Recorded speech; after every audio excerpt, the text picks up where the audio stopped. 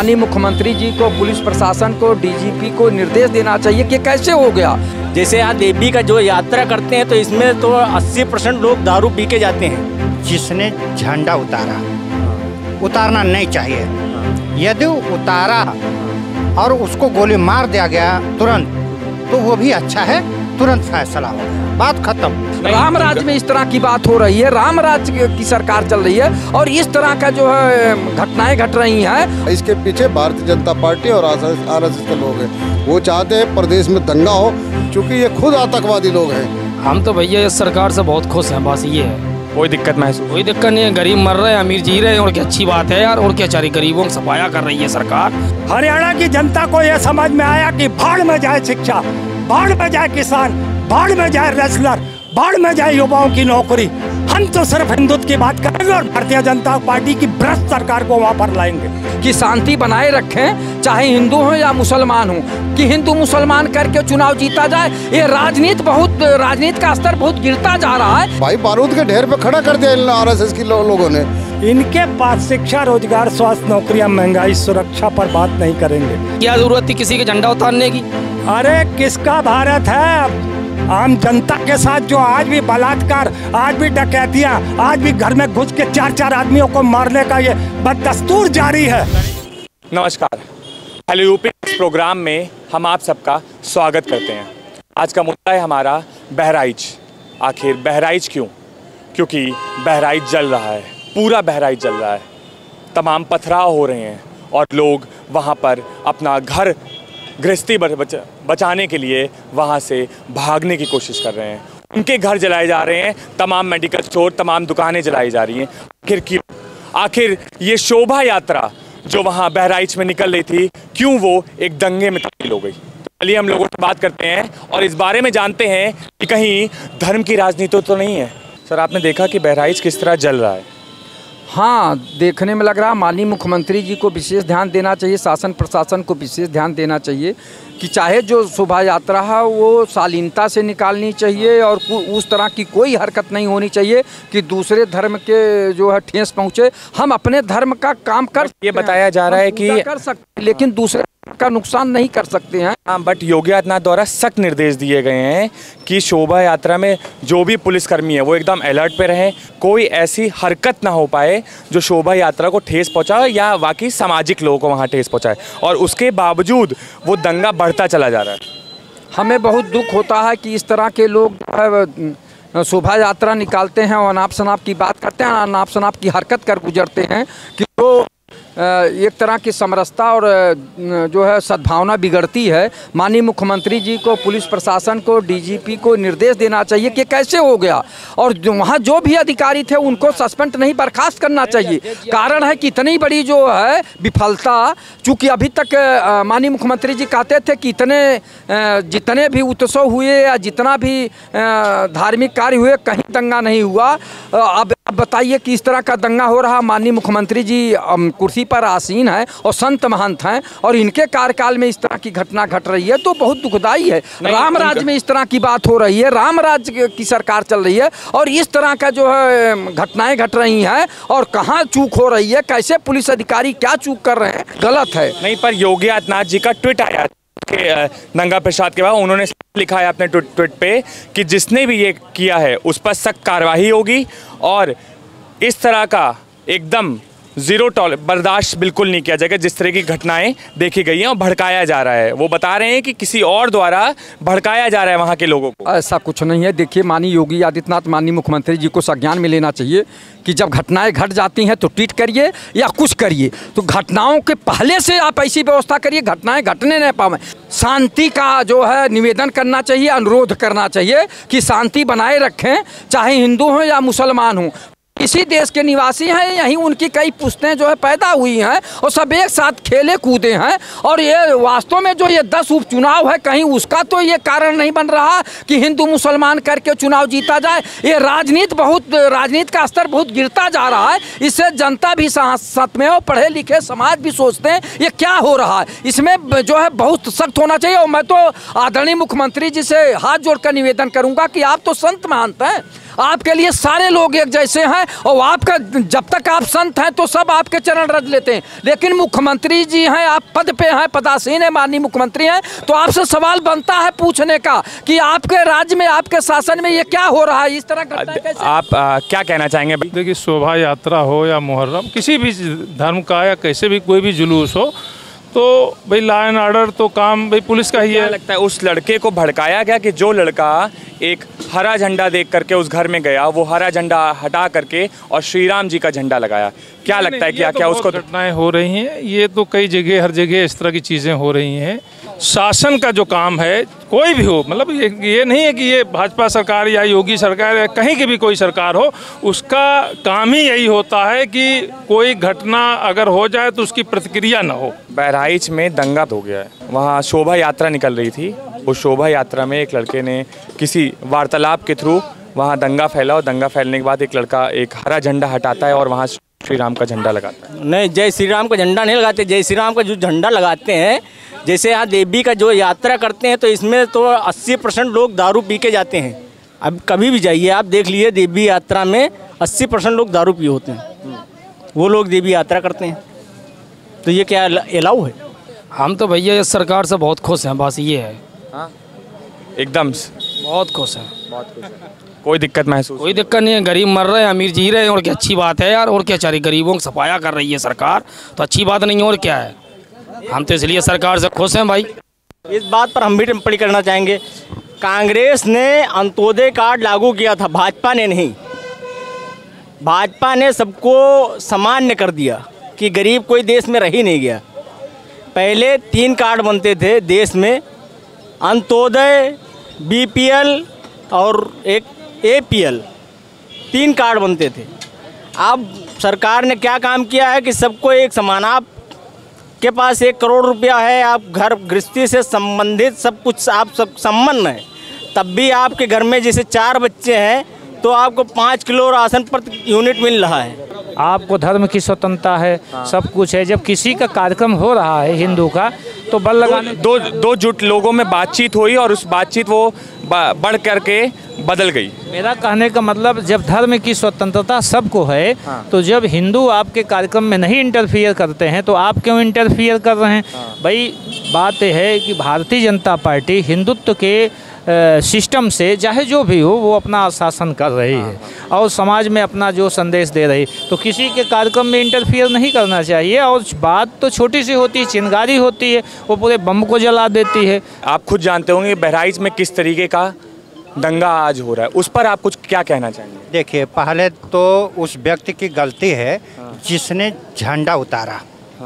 उतारना नहीं चाहिए। यदि उतारा और उसको गोली मार दिया गया तुरंत, तो वो भी अच्छा है, तुरंत फैसला हो गया, बात खत्म। यदि किसी व्यक्ति ने अपने घर में झंडा लगा रखा है तो उसको किसी अन्य व्यक्ति को उतारने का अधिकार नहीं है, पहली बात। और यदि किसी ने जाकर जबरियन उतारा है और उसको गोली मार दी गई, तो ये अति उत्तम है कि उसको तुरंत सजा मिल गई। अरे बट ये आप ये कह रहे हैं कि उसने सिर्फ एक झंडा उतारा, उसको वहाँ समझाया जा सकता था, वहाँ गोली मार करके किस तरीके से? गोली मारकर ही समझाया जा सकता था, क्योंकि वहाँ जो है एक ऐसा ग्रुप था जो दंगा कराने के लिए चला था। अच्छा। या चल सकता था, उसमें से उन लोगों ने उस दंगे को और रूप देने के लिए निकल करके झंडा उतारा। उसका झंडे से उस रथ यात्रा या जो भी चल रहा था उसका कोई लेना देना नहीं था। वो उस अपने जी का ट्वीट आता है कि जिसने भी इस पर सख्ती, जिस तरीके से घटना हुई है, उस पर सख्त से सख्त कार्रवाई की जाएगी, होनी चाहिए। कार ही दंगा फैलाने वाली सरकार है और ये दंगा करा करके और सारे जगह जो है आगजनी करेगी। अभी आने वाले चुनाव के लिए ये यही करते रहेंगे। कोई जाएगा झंडा उनका उतार देगा, कोई जाएगा घर उनका उजाड़ देगा। ये क्या कानून हुआ? उसको उतारना था तो उसको कहता कि भैया आप खुद उतार लो, ये हमारे लिए या समाज के लिए ठीक नहीं। वो उतार लेता, हटा लेता हरा झंडा या लाल झंडा, जो भी झंडा रहा हो। किसी अन्य व्यक्ति को किसी दूसरे के घर से झंडा उतारने का कोई अधिकार है ही नहीं। भाजपा पराजित है ये सब दंगा। शुरू में सबसे पहले जो बयान आता है यति नरसिंहानंद का, वो एक प्रदेश और देश को जलाने के लिए ही एक साजिश रची गई। यति नरसिंह ने स्वयं नहीं दिया, इसके पीछे भारतीय जनता पार्टी और आरएसएस के लोग हैं। वो चाहते हैं प्रदेश में दंगा हो, क्योंकि ये खुद आतंकवादी लोग हैं और यही दंगा कराने वाले। आज बहराइच जल रहा है, उसमें सरकार की जिम्मेदारी है, सरकार खुद जिम्मेदार है। क्या आपको मतलब आप कह रहे हैं कि सरकार ही जिम्मेदार है?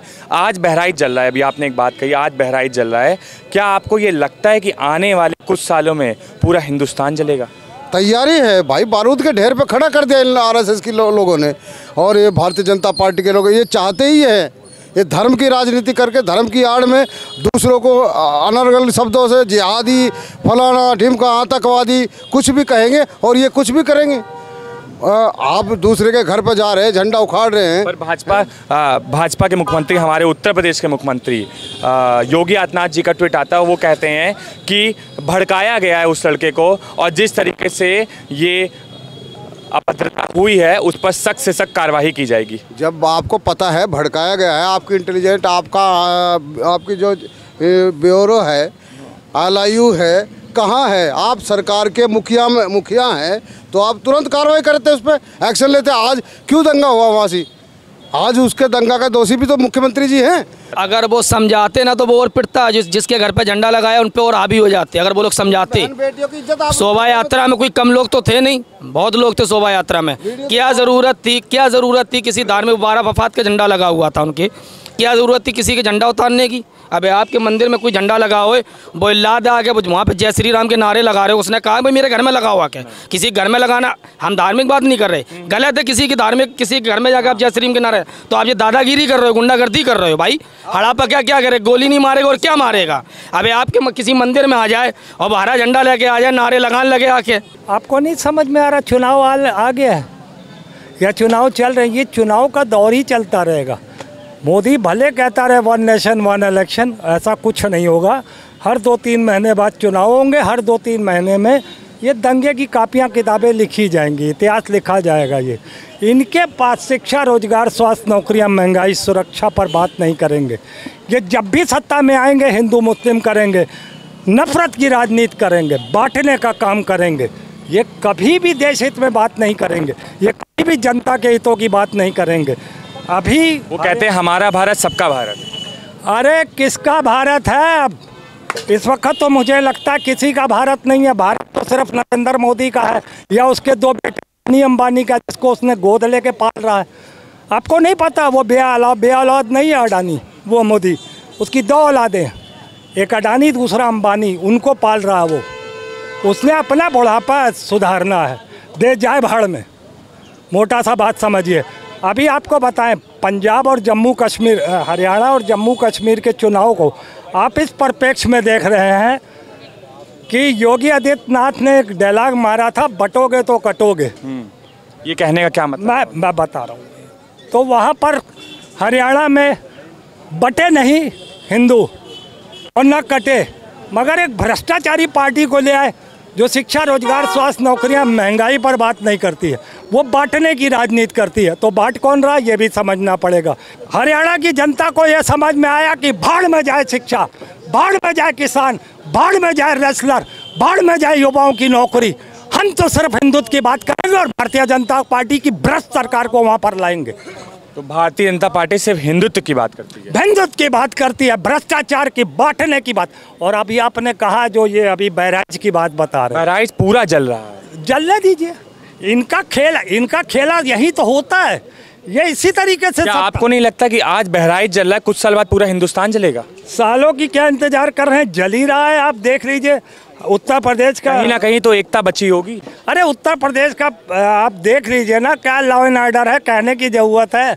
बलात्कार भी होते हैं, हत्याएं भी हो रही है। योगी आदित्यनाथ, हमारे मुख्यमंत्री, सूबे के मुख्यमंत्री योगी आदित्यनाथ, उत्तर प्रदेश के मुख्यमंत्री योगी आदित्यनाथ कहते हैं कि हम 0 टॉलरेंस एकदम बर्दाश्त नहीं करेंगे। और तमाम उन्होंने बड़े माफिया और दबंगई को उन्होंने एनकाउंटर भी कराया है। जब खुद ही सारी गुंडई तुमने अपने हाथ में ले ली है तो गुंडे तो चले ही जाएंगे ना। गुंडे तो वैसे ही भाग गए तुम्हारे ही डर से, क्योंकि तुमने अपने पर जो गुंडई के केस थे वो सब मुख्यमंत्री बनते ही तुमने छुड़ा लिए। अब तुम खुद ही सत्ता में बैठ गए गुंडे, तो गुंडे कहाँ से आएंगे? और फिर बता दे, अगर गुंडे चले गए हैं तो अमेठी में ये एक ही परिवार के 4 लोग क्यों मारे गए? अब मैं बता देता हूँ, विकास दुबे से लेकर अब तक जो ठाकुर मरा है, यादव मरे हैं, वो सब बाबा के व्यक्तिगत दुश्मन हैं, उन अपनी दुश्मनी में मारे गए हैं। आम जनता के साथ जो आज भी बलात्कार, आज भी डकैतियां, आज भी घर में घुस के 4-4 आदमियों को मारने का ये बददस्तूर जारी है।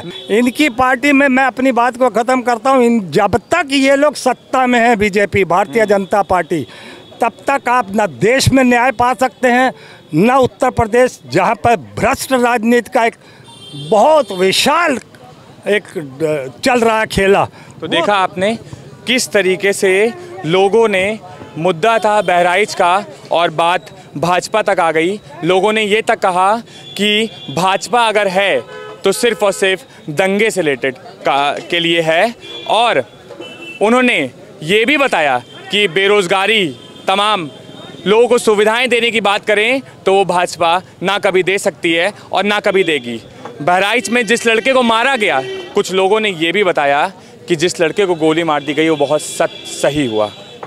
वो इसलिए सही हुआ क्योंकि आखिर क्या ज़रूरत थी उसको एक घर में घुस करके हरा झंडा हटा करके और भगवा झंडा लहराने की। क्या ये धर्म की राजनीति हमारे हिंदुस्तान में भाजपा खेल रही है? कैमरा पर्सन उत्कर्ष सिंह के साथ अंबर शुक्ला, लखनऊ।